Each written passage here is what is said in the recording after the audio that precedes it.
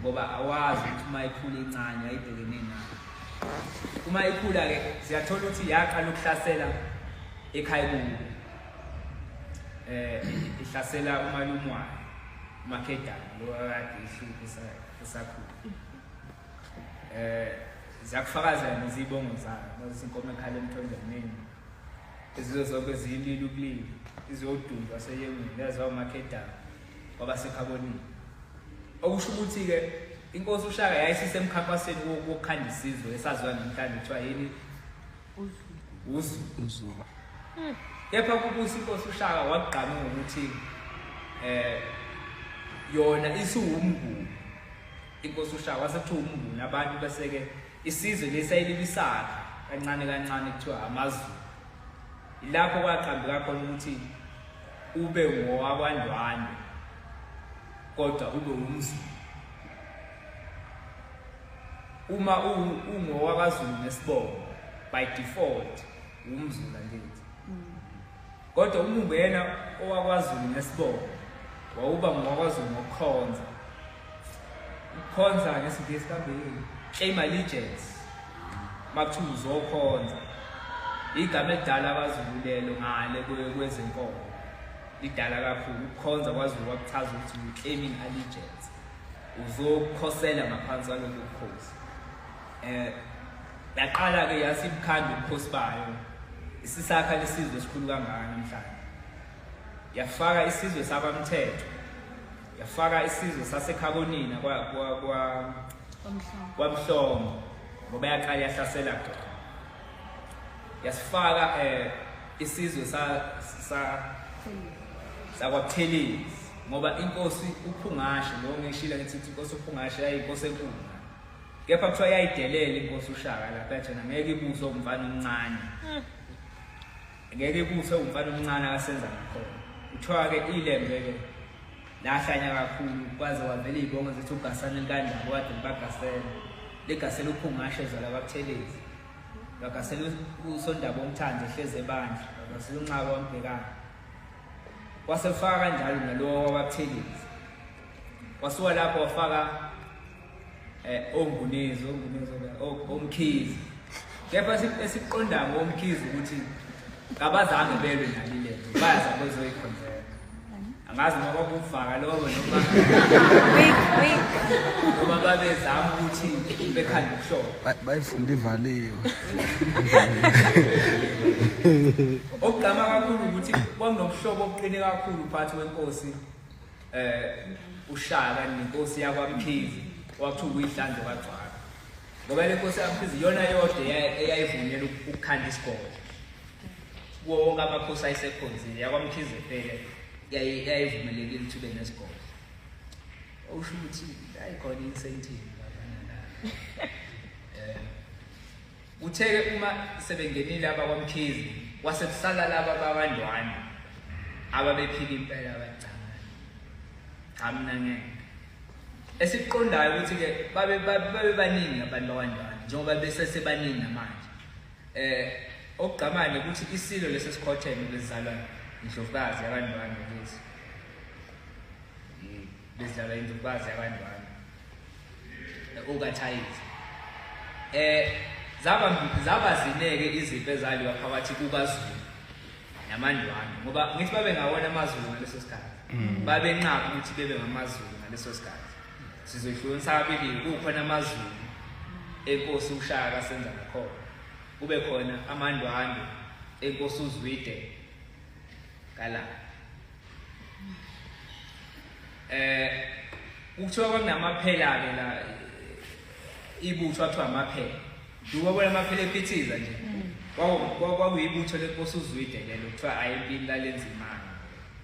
Lalisatsha vele cha lalenza imali empini. Indlovukazi yakhona ithakatha.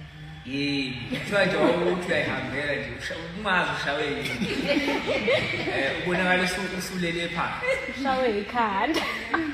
Ngoba umuthi wayo indlovukazi yakaZwide indlovukazi uNtombazi umuthi wakhe kuthiwa empini ufika uyikhange yonke impi yesithi vele iphelele ngamandla. Kepha kuthiwa lo cha ayinkosi ushaka because ukuthi yayilethe umvenqa ngoba lokho akuzange kusebenze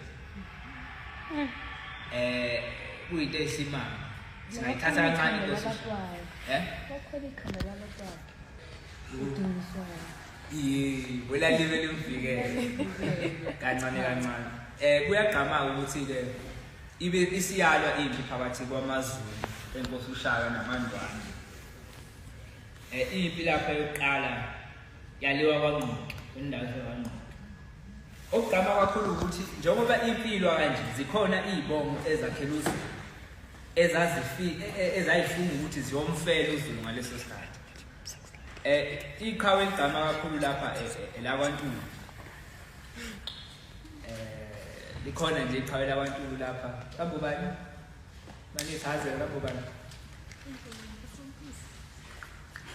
uNdlela kaSopisi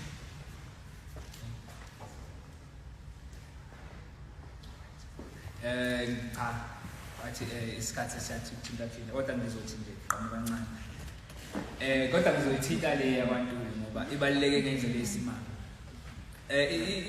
iqhawe laKwaNtuli uNdlela kaSopisi kuleyo mpi uthiwa baligwaza la shinaye labambi indlela kaJesu ngaleso sikhathi ngoba bathi lifile empini kodwa kusho ukuthi lifike uthalisala empini ngithi uma ngabe limele empini umuntu kuthiwa usala empini ingakho kuthiwa umahlathi ohleli onjengetholo undaba zafika mncane kudlumana imbelebeleni kodwa ekugqama ukuthi ilembe lathi cha iqhawe lalo lena libuyele liyolala lizonqatshwa kahle babelilanda ufika wavuka nje ekhaya bamstisha wabala okusho ukuthi nathi sinayo uJesu wethu owathi ukulala nje insukwana kodwa ukugqama kakhulu engizama ukuveza ngesizwe samaZulu ukuthi sakheke lezi bongo ezahlukahlukene ukuba khona kwaso insika yazo ilezi bongo ezahlukahlukene obabamkhulu bafi impela bebevikela lokukhosi nalesi sizwe esikhulu kangaka namhlanje ukuze sikwazi ukuthi siyibize ngamaZulu nje ingenxa lamakhosi abukhanda lokukhosi ukukhanda kwesizaphelanga kuNkosi uShaka ngoba nakuNkosi uMpande bafika namaswazi ubabamkhulu wangenala nesikole seNkosi uMpande kwaqhubeka ukwakheka kuleso sikhulu bezokhona bengasakhonzi ngomkhonto beyizele ukuzokhona kanjalo nakuNkosi uCetshwayo babanjalo kuze kuya wonke lamakhosi akho engizama ukuveza ukuthi lesi sizwe esikhulu kangaka namhlanje sakheke ngalezi ibongo ezizayo zizokhonza zizokuhlonipha nobukhosi okusho ukuthi awudingi ukukhuluma isizwe ukuze ube umZulu uma unentshisekelo ukuthi uzazi njengomZulu ufuna ukwazi ngamasiko akho ufuna ukwazi ngomlando wakho lokho kukwenza ukuthi ube umZulu umZulu uyayihlonipha imfuyo uyawuhlonipha umhlaba uyayihlonipha ubukhosi ingakho amakhosi asiwabizi ngegama sithi nje sivele sigagule sithi Nkosi uShaka siyasihloniphisa sithi Silo sithi Ngwenyama umbamezwelayo sithi Nomthetho njalo ngoba sisuke sihlonipha okusho ukuthi umuntu othi Shaka ukhona ufanele umqede kufanele ubone ukuthi wenze njani ngayo ngoba amakhosi siyawahlonipha ifana nokuthi uyise unina noma umzali wakho ungeke umbize ngegama kuyinto efanayo ukuba yo umZulu kusho ukuthini ukuhlonipha kusho ukuthi uyazihlonipha wena ngoba uma usuke ekhaya inhlonipho uyayifunda ngithi angeke usuke la uzothi hayi ngoba akayena umZulu lo sefayinde imthuka lo cha inhlonipho nesimilo kumantombazane kanye nakubafana isimilo into ekhona nokusoka bukhona cheating angazi ngazi ukusoka kanjalo kodwa nokuhlonipha umuntu wesifazane kubalekile emabesini ngiyacabanga ukuthi ngoba bengichaza ukuthi ngeke ngokuqede umlando waKwaZulu ngendlela omkhulu ngayo okugqama kakhulu ukuthi kunamahubo kwaZulu ngoba bengichaza ukuthi indlela esayisithandaze ngayo ngithi esayisithandaza ngayo beya kanjalo indlela ngoba ngithi babe hayi ukuthi babe ngakwazi ukubhala sasingekho isidingo sokubhala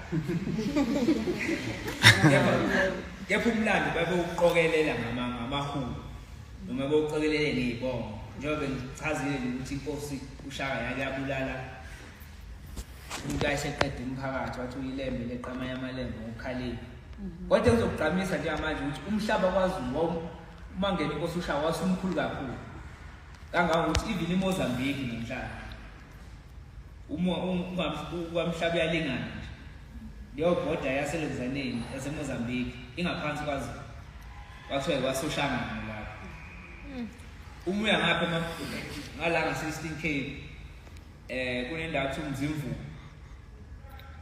kwangeya kwaZulu naleyo ndawo ubilembe lafika futhi lapho ingakho kuthiwa inyathi kandaba ejamini nomkhonto phezulu emzimvu namampondo ayisabile nokuyehlela yasho cha la kwakuyinsizwa impela ingakho uma sikhuluma ngenkosi uShaka fanele sinikeze lesiyasiqo sokuyihlonipha ngoba lesi sizwe sikhona nje ingenxa yayo kanye nobaba bamkhulu bethu ngoba basala impela esandla mina ngangizalwa-ke umkhonto kaZulu ojame ngomkhonto owayaziwa kuthiwa unogwaza bathi amen esandlwana kuthiwa inkengane kwelathi liyadubula lapha zaphela iy'nhlaba wase-ke licela likuthandayo Amen. kuthiwa lathi uma lithi nje amen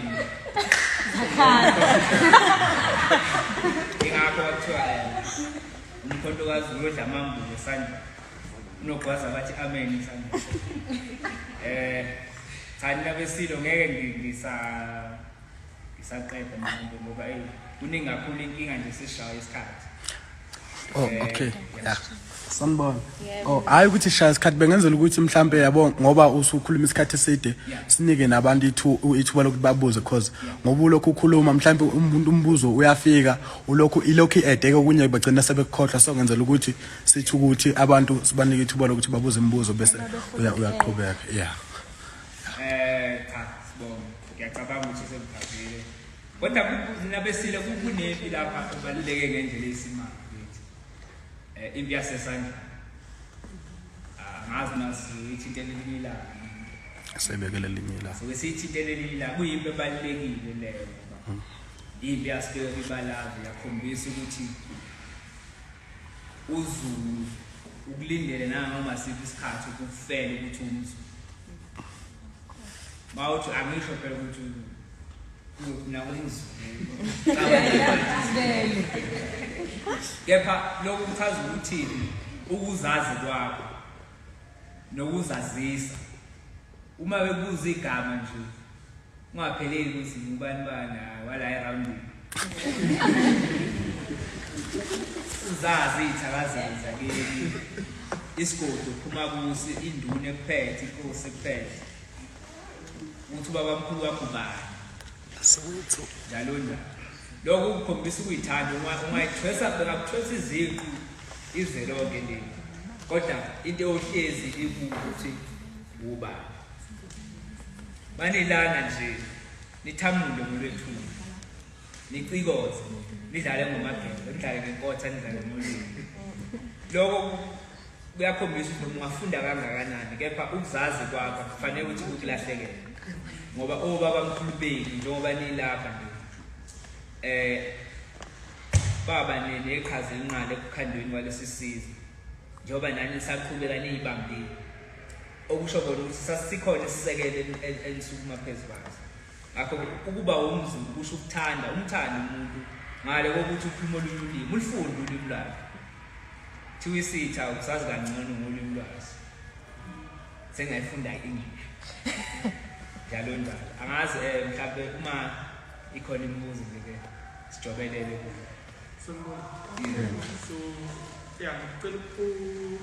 ukwenza iqondo indawo yakithi ithi kwaDukuza eStanda kodwa uma ukhuluma ngeMelmont nokuthi vele abantu abazingazi onongoma phesheya kwethuke but kithi ithi kwaDukuza i-district yethu ilembe so awungeze understand ngoba ngazi ukuthi uthinta ngo-Estenga kwaDukuza because kithi kulapho so angi-understand ukuthi kanjani kwaDukuza indawo yakithi but abantu bakwaZulu abasemelmont. Okay. Njengoba ngichazile ukuthi eBabanana ilapho ubukhosi bafike bahlala khona uma uZulu esezinza wazenze eBabanana. Kodwa into engiyigqamise kakhulu lapha inkosi iyayaziwa ukuthi ikhonzela ibusela khona. Njengoba ngibalula ukuthi inkosi usenza ngakhona yayibusela esihlebheni. Inkosi uCetshwayo yayibusela Ondini. Inkosi isiluzo lithini ngasenza ngakhona ibusela eNaleni. Igodlo lezo. Ngoba kuthiwa ikwaDukuza, isigodlo senkosi uShaka lezo. Iyayibusela kuzo kuthiwa ikwaDukuza. Okusho ukuthi imizi yamakhosi leyo. Ngoba inkosi uShaka yayinawo umuzi wakuthiwa ikwaBulawayo. Umuye eZimbabwe namhlanje khona ngithi uBulawayo. Kepha uqala ulapha eShoko wanguwenkosi uShaka. Yathi inkosi uMzilikazi kaMashobane isibaleka kwaZulu iyangapha yawuwela umncele ngoba kuthiwa yazafika la ePitoli impela. La yazabizwa khona kuthiwa bathi amaNdebele. Bathola ukuthi amaNdebele besasuka la ePitoli. Uma besuka ePitoli base beyake behamba ngeenyawo njalo. Base beya eZimbabwe wafika wasekhanda uBulawayo wakhe. Ngoba ebhinqa nokuya kwayo okwaZulu. Engichaza ukuthi njengoba kuthiwa ikwaDukuza umuzi wenkosi uShaka. Ngoba kuthiwa iLembe district kusahlonishwa yona inkosi uShaka ngoba yayibusela kwaDukuza. Ingapho kuthiwa isilo sakwaDukuza. Isilo sasoNdini. Isilo inkosi uDini uZulu kuthiwa isilo sasoSuthu. Yalo nje awusho ukuthi imizi yamakhosi le. Angazi sekhona iminye. Ngasa. Sure. Ngokubuza ngiyakukhuluma ukuthi ibonge ezahlukene ezinye kube ukunqoba kaZulu ezinye zize ngokuyikhonza. Yeah. Mhlawumbe emlandweni kuyavelana isizwe sokugcina isigcino ngokukhonza kaZulu noma khona imizizwe ezagcina ngokukhonza kaZulu. Ogqama kakhulu ukuthi isizwe sawaNcumane isizwe sawaNcumane siyisizwe sodwa nesizwe sakwaZulu noma sakwaNdwandwe. Azange sivume ukukhonza ngoba sazagcina saya eMozambique. La sithi thina namhlanje kwaSoshangane ngoba bebuswa uSoshangane kaZikode. Kuze kuthiwa uma sithi khona abantu abangamashangane sisuke singathuli. Kodwa kuya nokuthi usho kanjani ithoba.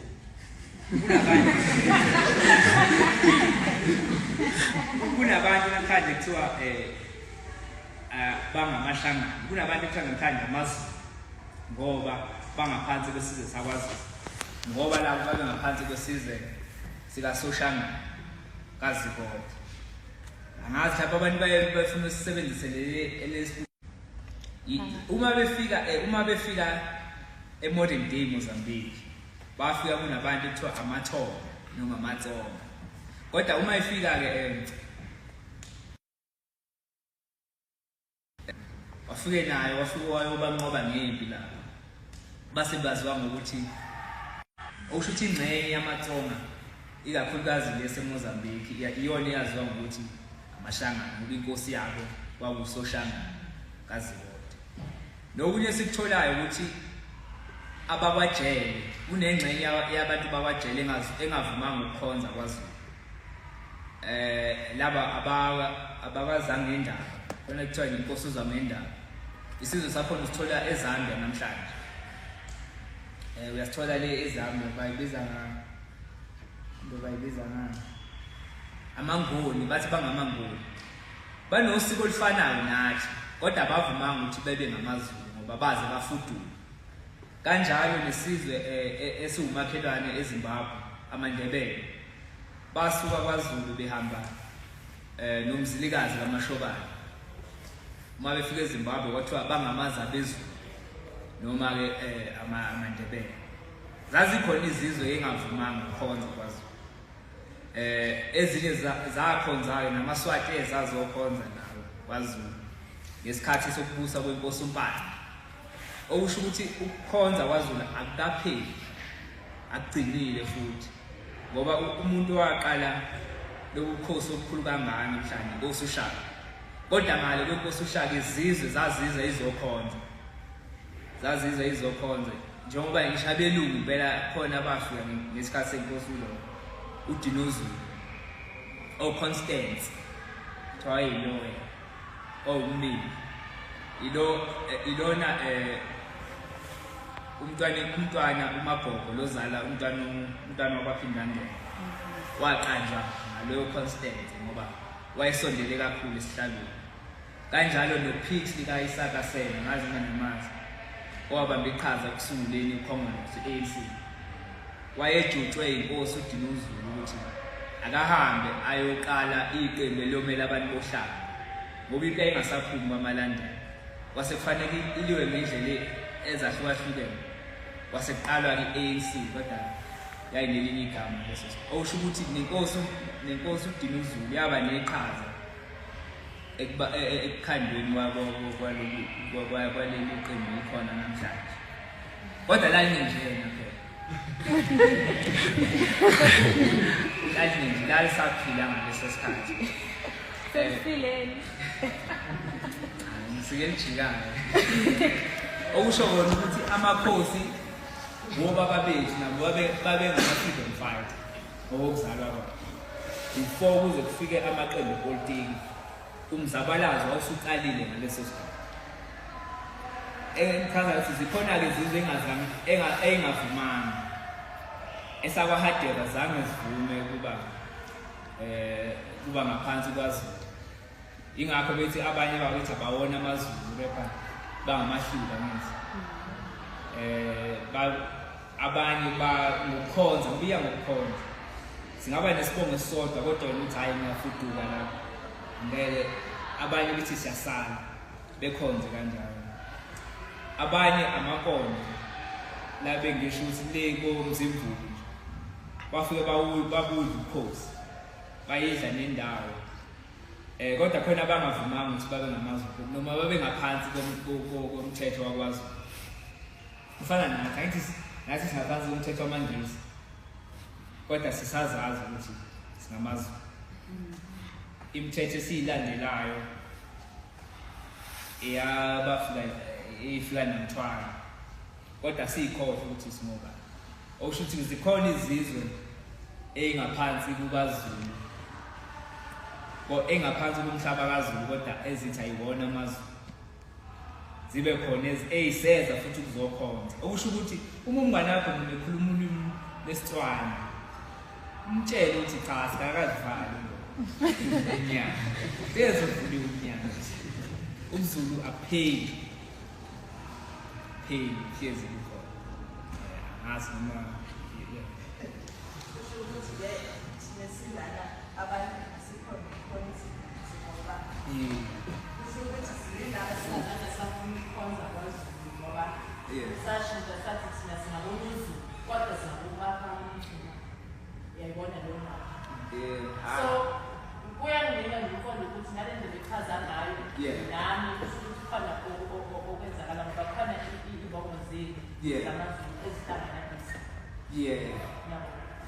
kuba kanjalo ngoba uyamthola ubangazi impela ekhuluma isipedi nje yinto kanjalo pheli osho ukuthi iyakheleke ngazo zonke lezi zizwe ezikhona namhlanje uma ekhuluma nje ulimi ongaliqondi but enesibongo sakwaZulu ungamcwasi ngoba usumdiqilela amandlele ngoba impela wathi wafika eEngland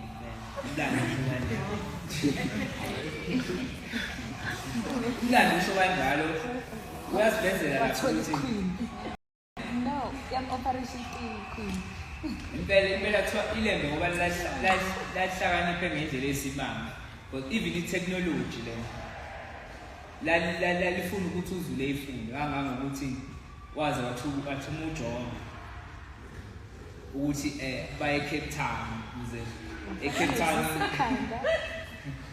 eCape Town bezothatha umkhumbi uzobalisa le beyofunda le nto zokusebenza kanti ngoba abelungu baleso sikhathi babekhohlakele babazi ukuthi labantu babagcina le Cape Town njoba baphelele eCape Town abanye bajike endleleni ngoba lapho kwasephumizwe ukuthi isikhotheni ngonyaka kwase bejika kanjalo besaqhubeka nohambo ngoba ilembe lalithi lifuna ukukhanda ubuhlobo phakathi kaGeorge kuze kuthiwa isiGeorge namhlanje inkosi yamangisi ngaleso sikhathi bathiwa uGeorge ngazi wayeza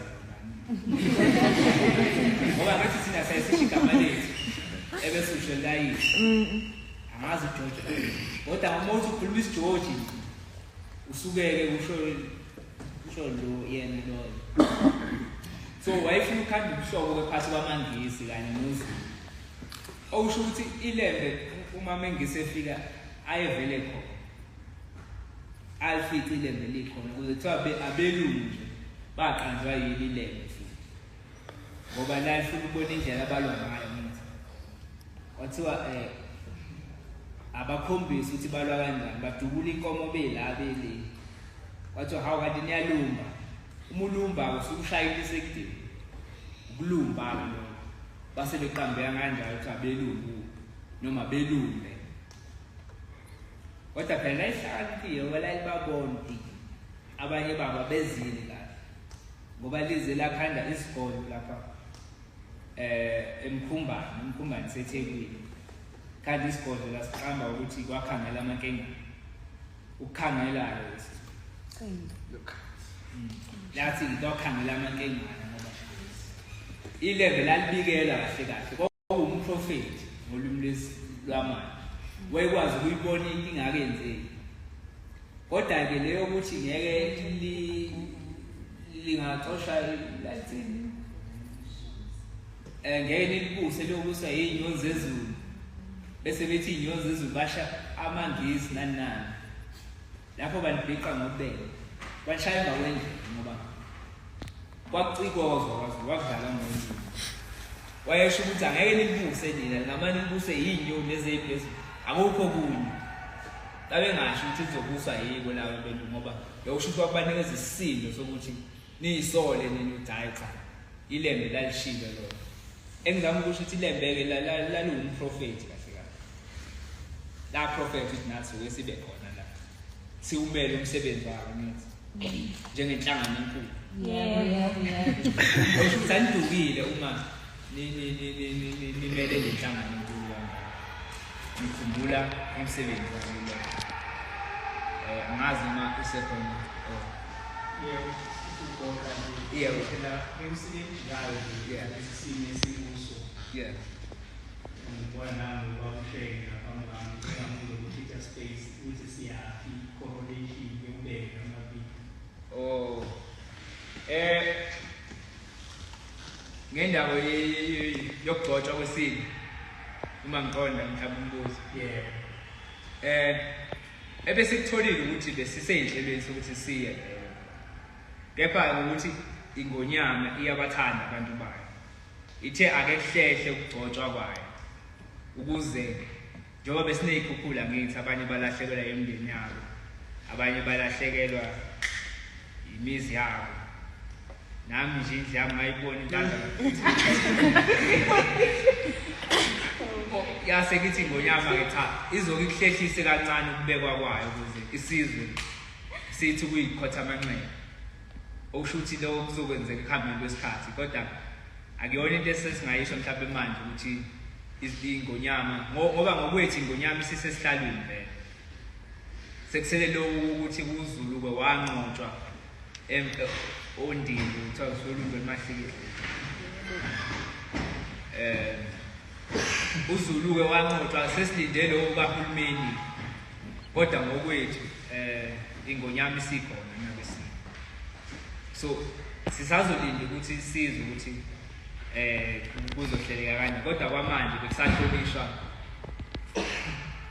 bekusahlonishwa laba abalinyalele ngezikhukhula kanje so kahle bekuyoba nge-29 bekuyoba nge-28 kwase kuyahlehla ngesimo esikanjani okusho ukuthi cha sibuswa vele abantu abasithanda bengekulunga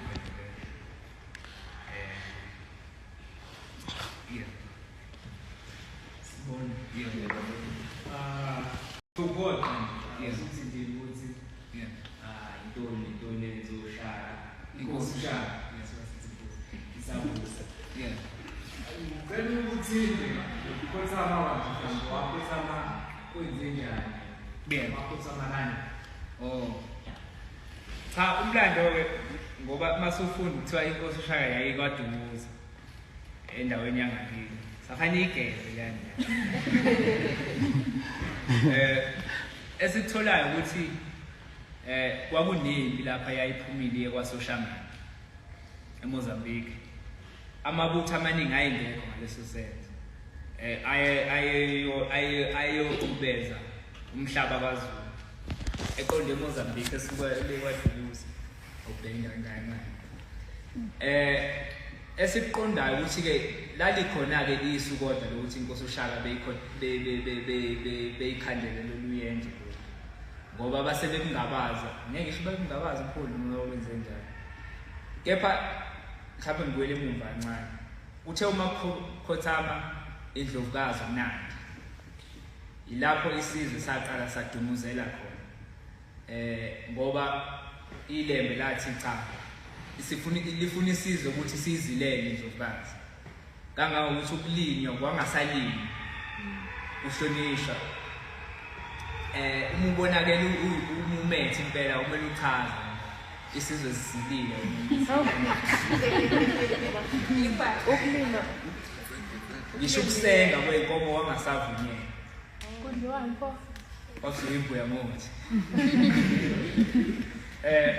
kangangokuthi isizwe lapho basebebona ukuthi abantu sebeyafa phela bayaphela baqala lapho ukuthi bemngabazi ukhulu bengonyaka kodwa phela yayiphathekile ngaleso sikhathi kwaZulu vele yayizilele kodwa esiqondayo lapho ukuthi isizwe sangathi sesiyaphela yabo ilapho ke kwaphuma khona isu lokuthi cha inkosi ingathi ayisenzi kahle uma kuthiwa udlala ngegeja kuzilile saqambela lapho ngoba wangavunyelwa ukulinya ngithi ngaleso sikhathi bathi-ke kwalungiseka lokho ngoba kwasuka iqhawe lakwabiyele lafikela cha ngonyama indlovukazi ikhotheme kodwa Bhinyitsha ngoba isizwe sesikuzilele okusho ukuthi-ke siphumuza ngoba siyaphela isizwe sakho manje uma ngafika isithi singafike sisiqede ilembe ethiwa lavuma-ke lapho lamuzwa lalalela kwaphela lowo mthetho lowo okusho ukuthi wayelalela ngazi ngoba kuthiwa isidlamlilo nje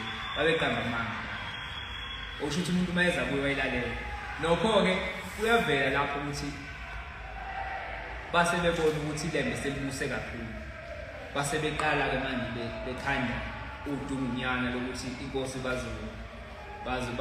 bazoyiguqisa kanjani lapho kwakumme wabo uDingana ingakho inkosi uDingana kuthiwa ulokuzana mhlawumbe thuba inkosi uDingana Juve Zinonyani Mgabadeli wakabadilisa inkundla kwaBulawayo uBulawayo-ke inkosi ushaka le umuzi wenkosi ushaka ingakho kuthiwa uMgabadeli wakabadilisa inkundla kwaBulawayo kodwa ngenkathi impi iyale kwaSoshangana wajika endleleni ngoba kuba sebehlelile ukuthi bazofike beyibulale ngaleyo ndlela inkosi waseyajika-ke ungabe esaqhubeka asazi ukuvaka noma yini kodwa kuyahlonishwa kuthiwa akushiwo ukuthi wabaleka empini kuthiwa umashikizela ashiya iyaphi bayahloniphisa cha okay wena wabaleka kodwa phela ngoba inkosi sothi hhayi washikizela washiya iyaphi ilapho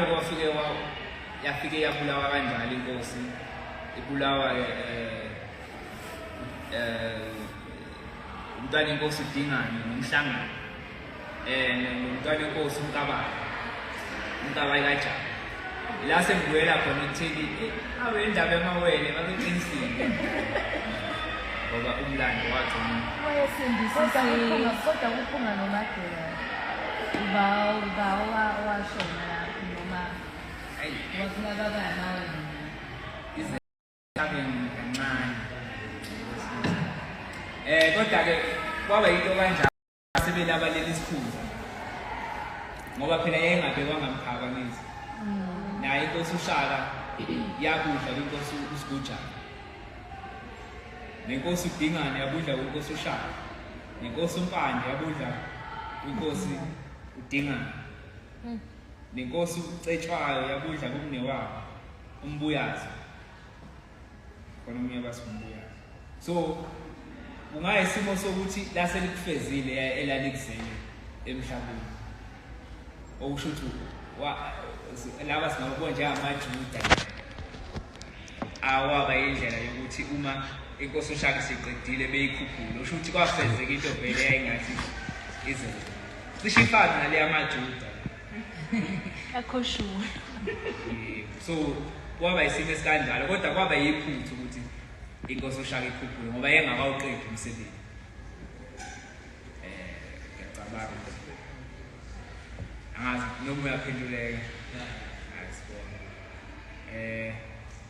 Ngazi noma sekhona. Akufuna ukungeza. Ufuna ukeda ulo. Yeah, uma ubona nje isipho sami khona omncane okusalile cha. Siyinkundla sihlangane entando yeningi. Masukuma cha mina umkhulu wami ubani naye phela wasakhe lesizwe lesi. Lezi izibongo zavela kanjani? Ezibongo. Angithi kuzo zonke ubali bongithi. Lezi ezinye izibongo zona zivela kanjani? Ngoba nje uvele kanjani? Ukuthi uvele kanjani? Ngoba kade ubala omkhulu, ubala obuthelezi. Kodwa ziningi nje izibongo esezikhona lesikhathi samanje. Zona lezo ziqhamuke kanjani lezo zibongo? Ezinye zabe ukukhulumisana imindeni. Angazi kodwa esabangcobo sasivele sikhona. Noma ngaleso sikhathi babaziwa ukuthi amafuzi. Bayethi babethi amafuzi afulele njengenyamazana. Ngoba kuthiwa babengahlali endaweni yodwa. Babethi mase behlalile bese phinde beyachitheka futhi behamba.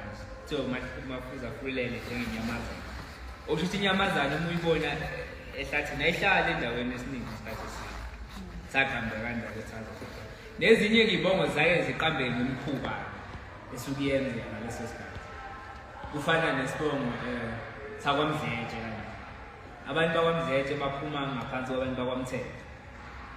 Kena ngoba benza into engenziwa esizweni samaNguni. Uma esizweni sabeNguni, ngoba amaNguni inkomo le. Esizweni sabeNguni ukuthi abantu bekhaya elilodwa begcine sekushisa igazi ngendlela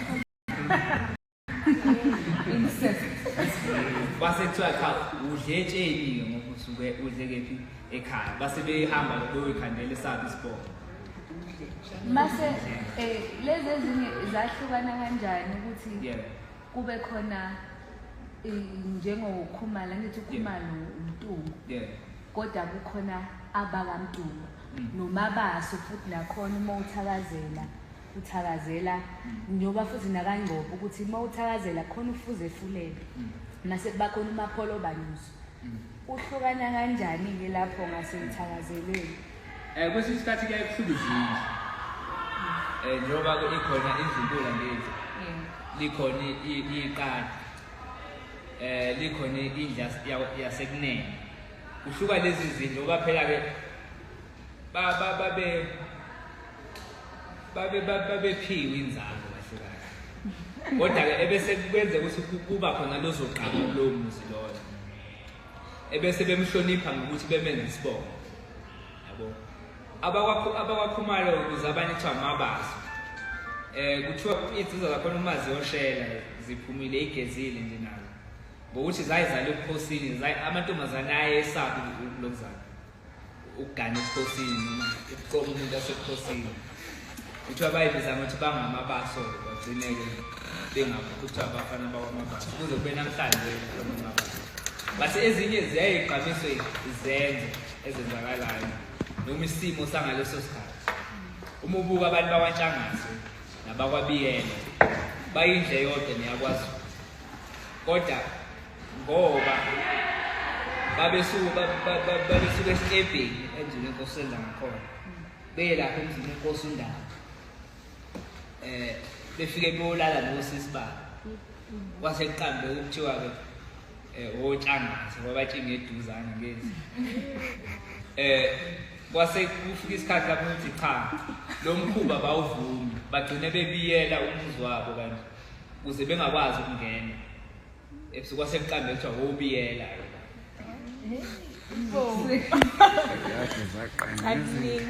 so ezinye ziyaye ziqambe ngelowo mkhuba-ke leso kuyenzeka okusho ukuthi nawe uma ufuna ukushintsha isibongo sakho sengashintsha ngoba bebekwenza ngeke ukuthi bathi izokufulathela ngabe labafulathela uma uthi Mackenzie nje noma uthi Kunene nje ungasala okusho ukuthi zayiqambeka kanjani kodwa basahlobana kusengabantu ababona sekuya nesivumelwano ukuthi sithi mfana abantu bakwaHlomu ukuthi nabo ekhaya wathi ayichahlobani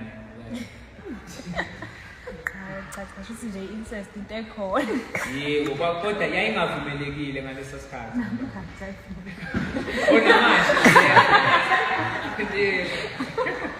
yebo namanje akakavumeleki kodwa uma kwenzeke angeke lenzeke futhi emdlalo kodwa bese ngisho ukuthi kodwa ukhazini no cousin hayi ukhazini into efanayo nabantu bakwaZulu nabawabiyela ngoba ngithi inkosi uNdaba ngibuza ukuthi ba off limits yini ukhazini